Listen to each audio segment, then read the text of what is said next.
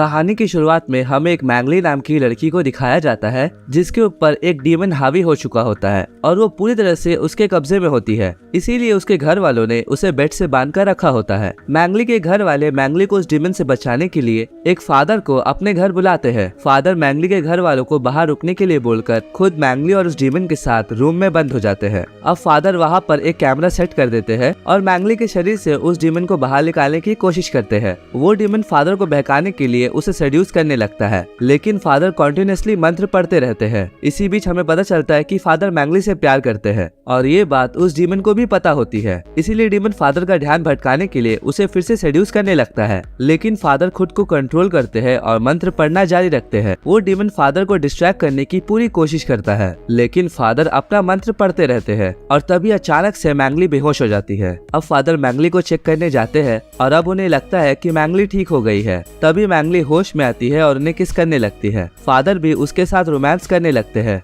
और ये पूरा सीन कैमरा में रिकॉर्ड हो जाता है। जिसके बाद हमें 18 साल बाद की कहानी दिखाई जाती है, जहाँ पर एक आदमी जेल में बंद कैदियों को खाना दे रहा था और जब वो एक रूम में खाने की प्लेट निकालने के लिए जाता है तो उस रूम का कैदी उसकी उंगलियों को काट लेता है। जिसके बाद हमें फादर पीटर को दिखाया जाता है, जिनको अभी भी अपनी गलती का गिल्ट होता है, जिस गलती को उन्होंने 18 साल पहले मैंगली के साथ की थी। फादर उन गुनाहों को कबूल करके अपने मन को हल्का करने के लिए सबसे सीनियर फादर के पास जाते हैं और 18 साल पहले जो गलती की थी उसका वीडियो रिकॉर्डर फादर को देने की सोचते हैं। लेकिन इससे पहले कि वो फादर को कुछ बोल पाते, सीनियर फादर पीटर को बहुत सारा फंड का पैसा दे देते हैं, जिसे देखने के बाद फादर उस वीडियो रिकॉर्डिंग को अपने पास ही रख लेते हैं और उस फंड के पैसे से अपने चर्च के बच्चों के लिए बहुत सारा सामान ले जाते हैं। रात को फादर पीटर को एक कॉल आता है जिसमें से एक गार्ड फादर को बताता है कि हमारे जेल में से एक कैदी की हालत बहुत खराब है और उसे किसी डॉक्टर की नहीं बल्कि आपकी जरूरत है। अगली सुबह फादर उस जेल में चले जाते हैं, जहां हम एक लड़की को देखते हैं जो कि एक बहुत ही बुरी आत्मा की वश में थी। उसने एक लड़की को फांसी में चढ़ा दिया था, जिसकी वजह से उसे जेल हुई थी। अब वो लड़की फादर को देखने के बाद कहती है कि हम पहले भी मिल चुके हैं। अब ये डीमन भी फादर के सामने वैसे ही उठपटांग हरकतें करने लगता है जैसे 18 साल पहले मैंगली कर रही थी। फादर उसकी हरकतों को देखने के बाद फौरन उस जेल से बाहर निकल आते हैं और उन ऑफिसर से कहता है कि मैंने शरीर से आत्मा निकालने का काम 18 साल पहले ही छोड़ दिया है और मैं आपकी मदद नहीं कर सकता। तभी मैंगली वहाँ पर आ जाती है और वो फादर पीटर से कहती है कि आपको मदद करनी ही पड़ेगी क्योंकि वो लड़की आपकी और मेरी बेटी है।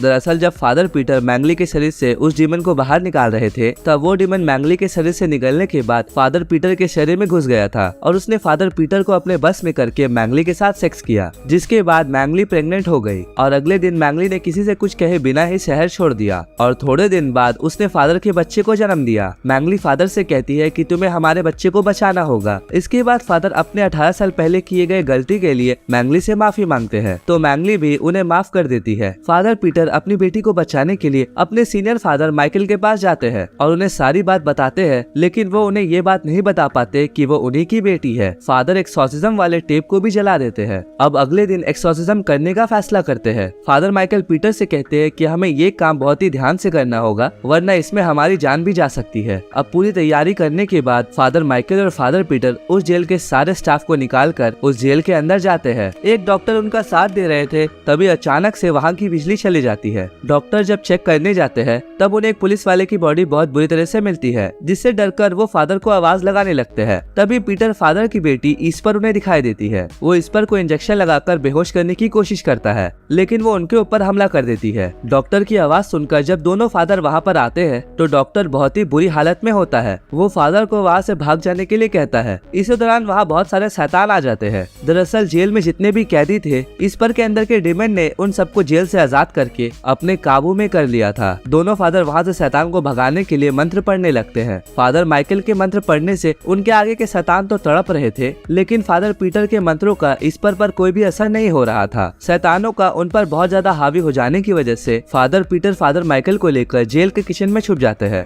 फादर माइकल फादर पीटर पर बहुत गुस्सा करने लगते हैं। वो पीटर से पूछते हैं कि आखिर तुमने ऐसा कौन सा पाप किया है जिसकी वजह से तुम्हारे मंत्र उन शैतानों पर काम नहीं कर रहे हैं। जिसके बाद फादर पीटर फादर माइकल को 18 साल पहले जो गलती की थी उसके बारे में बताते हैं। फादर माइकल का काफी ज्यादा खून बह गया था और वो मरने ही वाले थे। अपने आखिरी टाइम में फादर माइकल पीटर से कहते हैं कि तुम शैतानों के साथ कोई भी सौदा मत करना वरना वो तुम पर हावी हो जाएगा। जिसके बाद वो मर जाते हैं। फादर पीटर अपने आप को दूसरे कमरे में बंद कर लेते हैं और वो फोन को निकाल कर अपने 18 साल पहले की गई गलती को बोलकर रिकॉर्ड करने लगते हैं, जिसके बाद वो उस वीडियो को अपने लीडर को सेंड कर देते हैं। वीडियो सेंड करने के बाद फादर पीटर वापस बाहर आते हैं और इस बार उनके सारे मंत्र काम करने लगते हैं, क्योंकि गॉड ने उनको माफ करके उनकी सारी शक्तियां लौटा दी थी। इस पर फादर पर पीछे से हमला करके उन्हें बेहोश कर देती है और जब फादर पीटर को होश आता है तो वो ढेर सारे चेन से बंधे होते हैं और इस पर उन पर एक्सॉर्सिज्म कर रही होती है। फादर उस डीमन से कहते हैं कि मेरी बेटी को छोड़ दो। फादर पीटर गॉड के नाम पर उसकी बेटी को छोड़ने को कहते हैं, जिस पर डीमन उससे कहता है कि अगर मैंने तुम्हारी बेटी को छोड़ दिया तो चर्च के अनाथ बच्चे नहीं बचेंगे और तुम्हें अनाथ बच्चे या अपनी बेटी में से किसी एक को चुनना होगा। फादर उस डीमन से कहते हैं कि नहीं, तुम ऐसा नहीं कर सकते और आखिर तुम चाहते क्या हो और तुम मेरे साथ ऐसा क्यों कर रहे हो। जिस पर डीमन कहता है कि तुम्हें मेरे साथ एक सौदा करना होगा। वो फादर से कहता है कि मैं तुम्हारे पवित्र आत्मा को चाहता हूँ, तुम अपने अंदर से गॉड को निकाल दो, मैं तुम्हारे चर्च को और तुम्हारी बेटी को छोड़ दूंगा। जिस पर फादर मान जाता है, जिसे सुनते ही इस पर बेहोश हो जाती है। जिसके बाद फादर अपनी बेटी को लेकर जेल से बाहर निकलते हैं। थोड़ी देर बाद लीडर फादर पीटर से आकर कहते हैं कि तुम्हें अपने गुनाहों को कबूल करना जरूरी था। जैसे ही तुमने अपने गुनाहों को कबूल किया वैसे ही गॉड ने तुम्हारी सारी शक्तियां लौटा दी और मैंने भी उस वीडियो को डिलीट कर दिया है जो तुमने मुझे भेजी थी। लेकिन जब फादर पीटर लीडर से बात कर रहे थे तब फादर पीटर की आंखें चमकने लगती है, जिसे देखते ही लीडर फादर उससे पूछते हैं कि तुम उसके शरीर में क्या कर रहे हो। तब डीमन जवाब देता है कि फादर पीटर ने अपनी बेटी को बचाने के लिए अपनी आत्मा मुझे सौंप दी। उसके बाद हमें फादर पीटर की बेटी को दिखाया जाता है, जिसके अंदर गॉड की पवित्र शक्तियां आ चुकी थी और अब फादर पीटर उस शहर को छोड़कर किसी दूसरे शहर में चले जाते हैं और इसी के साथ ये मूवी यहीं पर खत्म हो जाती है।